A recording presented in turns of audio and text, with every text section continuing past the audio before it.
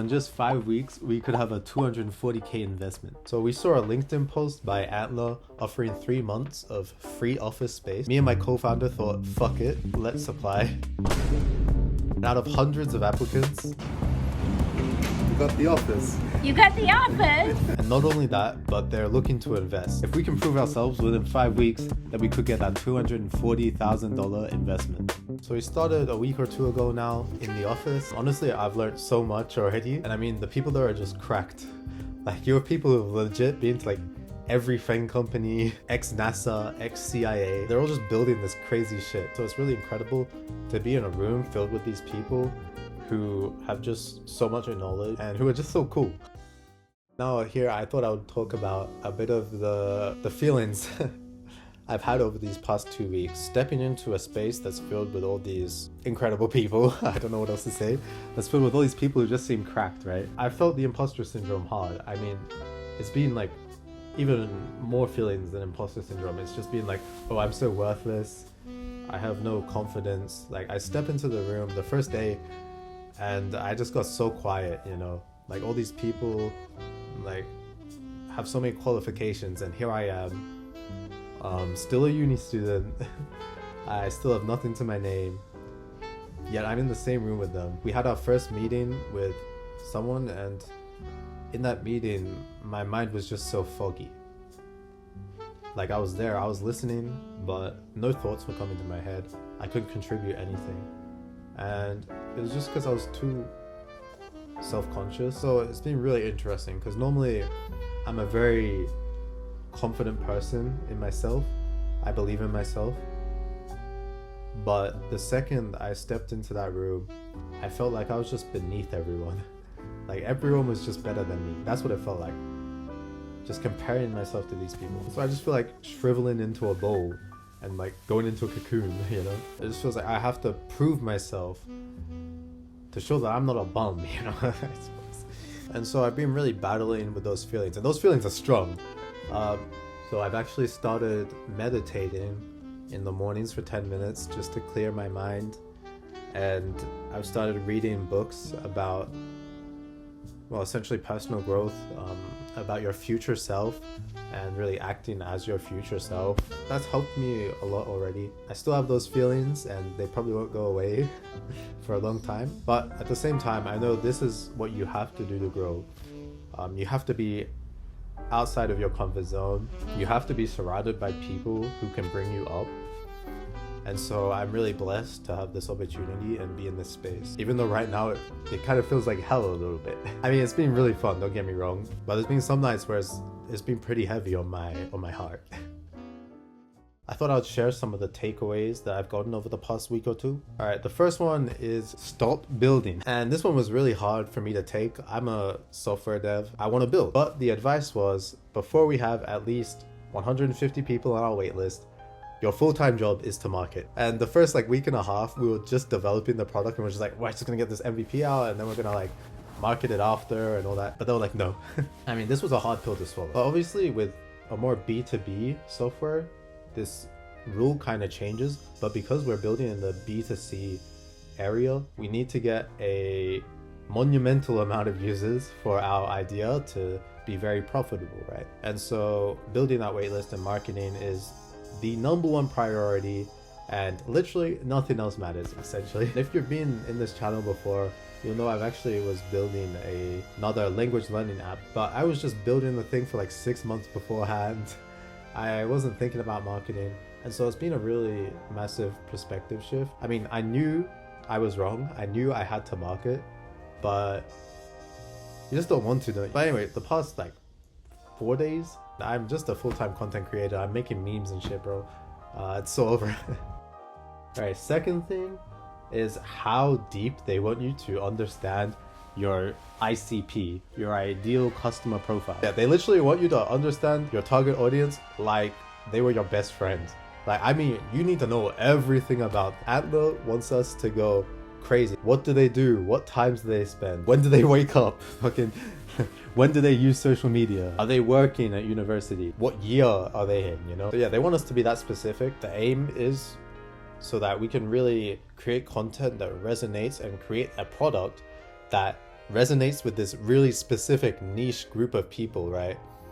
And if you can do that, then you can actually build a cult, essentially. Like, I mean, a cult is the wrong word, but you build a really strong community of people who are in love with your products, right? And they themselves become your marketers. Right, and the third major tip, I suppose, that we've gotten is not to pay for marketing yet. And so me and my co-founder were more on the technical side. And so we're actually in talks with some other university students who blew up on social media multiple times. We're like, okay, let's just get these people on. We'll give them like incentive-based pay. So if they get X amount of views, then we'll pay them X amount. And we brought this idea to Antler. Antler was completely against it. Essentially though, like, you should be the main face of your brand. You can get people to market for you, but at this early stage, those people should be essentially ambassadors for you. They should love your product so much that they just want to market it for you. They just want to do that for free. That product resonates with them so much that they'll just say, hey, I really love your shit, I'm gonna help you out. And of course, later on, we can start paying them. But at this early stage, don't spend money on marketing was the advice. And so yeah, we're taking that advice on for now, and we're going all in on marketing. So those have been like some of the major learnings we've gotten over this past week or two. And honestly, there's so much more. I mean, there's so many interesting people with crazy experiences. I'd love to share them to you guys in some later videos. I don't want to make this one too long. Subscribe for that if you want to hear some interesting stories from this person who worked in CIA. And finally, what are we building? Why did we even get accepted into this? I have a bit of a DoorDash addiction. This month I've spent $300 or so on some DoorDash already. And in this day and age with things like Apple Pay, it's so easy to just make purchases without even thinking about it. Like, I mean, on Amazon, for example, I think you literally click one button and then it's like, bam, there's no confirmation or anything. Your money's just gone. Like, that always freaks me the fuck out. I'm like, wait, shit, where's the confirmation? And then my money's just gone, bro. Like, all of a sudden I spent $150 on some like gaming mouse that I did not need. So I was thinking, how can we make it harder to stop spending on things without even thinking? And that's when Nudge was born. So Nudge identifies your spending patterns and then blocks the apps and websites that you're impulse spending on. Essentially, there's a 10-second timer that comes up, and in that 10 seconds, you can't continue on into the app. The reasoning behind this was to make you use the more logical part of your brain rather than the one that just wants instant dopamine. So for example, when I open DoorDash now, I get this blocker and I think about it for a little while and I'm like, I actually have stuff at home that I can just make, and so I probably don't need to waste my money on DoorDash. And so yeah, that's the idea. We started this in our university class. We had a class about building startups, and this was the idea we built out. We went on to win a pitch night for that class where one of the Antler representatives were there, and along with like the dean of IT and some Google representative and some other people. We ended up winning that. So that was pretty cool. And that's kind of how we got the link, how we got our foot in the door to this program, this launchpad we're now in. We also won a startup validation competition, so we got $500 worth of funding for that as well. So you know, it's not a lot yet, but it's really a start, and it's been a wild journey already. We've gotten interest from some of the biggest VC firms in the world, or in Australia as well, SquarePeg, Antler, and also NextGen. So it's been a crazy ride, and honestly, it's super new to me. Before this, I had no clue about the startup ecosystem, the startup world. There's so many terms that I had no idea about. So it's been a very steep learning curve. But man, fuck, it's just so fun. Like, I feel myself growing so much right now. How's the office been? The office has been incredible to go to. I just love going to the city. I love being there and just being around people and just working in that environment, and then just like popping out, going and getting lunch in the bustling city. It just feels like I'm a real person, you know. I'm a living being. All this 4 years or 5 years since I started coding properly, this has all just been leading up to this moment, you know. I still have so much to learn from and so much to grow, but I'm so proud of myself at the same time. And I just wanna keep going, you know. These feelings that I'm getting, the imposter syndrome I was talking about before, it sucks, but I know I just have to keep going, man. And so yeah, If you're interested in following the journey, if you're interested in the app, please sign up to the waitlist. We're trying to get 150 people on the waitlist right now.